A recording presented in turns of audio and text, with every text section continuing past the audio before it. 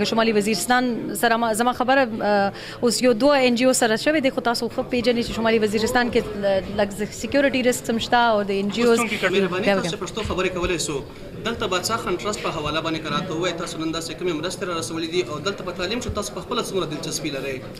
ګورې جی دا یو کال شو د بادشاه خان فری ایجوکیشن ټرست سره محسن دوار سره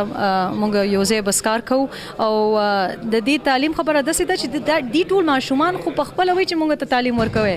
او انتظامیه اوس یوه میاشت کې تاسو ګورئ چې موږ بطور سیول سوسایټي معاشرې پریشر ورکړی دی، نو دا انتظامیه اوس تاسو کتلی دي بوکس ټول کریکولم 15 جماعت نه سیکنډ ایئر پورې کریکولم بوکس ټول مطلب دی به ورکوي او ان شاء الله فیسیلیټیز به ورکوي، لیبارټریز دي څونه نشته د 9th 10th فرست یا سیکنډ ایئر ته لیبارټري فیسیلیټیز پکار دي بورډ ایگزام امتحانونو لپاره. حکومت یو سفیر په حیثیت باندې کار کوي او هغه د سټریټ کم چایلډز چې د هغې په وله باندې په حکومتي کچه باندې دا تحریک انصاف حکومت نو شمالي وزیرستان ای ډي پیز او د هغې ماشومان څومره په خیال چې ساتلی شوي دي؟ ګوره زه خو د صوبایي حکومت نماینده نه یم نو او د صوبایي حکومت سفیر نه یم، ایم ا سیول سوسایټي امبیسډر، نو دا اوفیشیل اپوینټمنټ نه ده، اټس ناٹ مطلب د ګورنمنٹ پوسټ نه دی، نو آی کانټ کامنټ فار پاکستان تحریک انصاف او د صوبایي حکومت. خو دا زه تاسو ته پرومس کوم چې خپل مطلب ذاتي حیثیت کې او د عمران خان مطلب د ښځه په حیثیت کې زه به اف کورس کار وکوم. عمران خان تاسو خو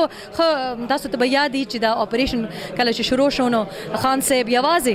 ویلو چې د دې آی ډي پی تاسو خیال کوئ چې دا به ډیره مطلب دا به لوی یو مسله به جوړیږي او اوس هم دا د آی ډي پی چې واپس ځي نو پکار دی چې موږ سوچ کوو چې دا به چېرته به ځي، سکولونه هلته نشته، د دې کورونه ټول برباد شوي دي، د دې بزنسز دکانونه ما خو کتلی دي، نو پکار دی چې سیول سوسایټي معاشره خیبر پختونخوا خلک او ټول د پاکستان خلک نیډ ټو پټ پریشر صوبایي حکومت باندې، وفاقي حکومت باندې او سیول سوسایټي باندې چې تاسو مخکې راشي او خپل مطلب دا فرض دی. دا کېدی نه شي چې د خان صاحب خبره وکړه کله چې دلته اپریشن شروع شو په هغه ټایم باندې خان صاحب درنه هم شروع شوه، نو د شمالي وزیرستان خلک اکثر دغه خبره کوي چې خان صاحب دې نه توجه واړوله د میډیا او د حکومت. د خان صاحب خبرې خو تاسو د خان صاحب سره وکوئ، خو ګورې د اپریشن باندې او آی ډي پیز باندې ټولو ته پته ده عمران خان څه ویژن دی او د هغې څه خیالونه دي، خو د دې وجه هغه تاسو وایئ چې سوات نه پښتو باندې خبرې کوي، نو هغه فلم مرکزي خیال کوم زیاتره فوکس وکړو خبره ان شاء الله جی د مرکزي خیال د بیسیکلی پښتون فیملی فلم دی چې پښتون کلچر ټول دنیا ته بخایو چې مونږ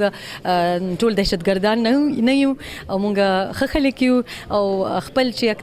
اقدار دي، ویلیوز دي، کسټمز دي، هیریټیج ده، هغه به ټول دنیا ته بخایو.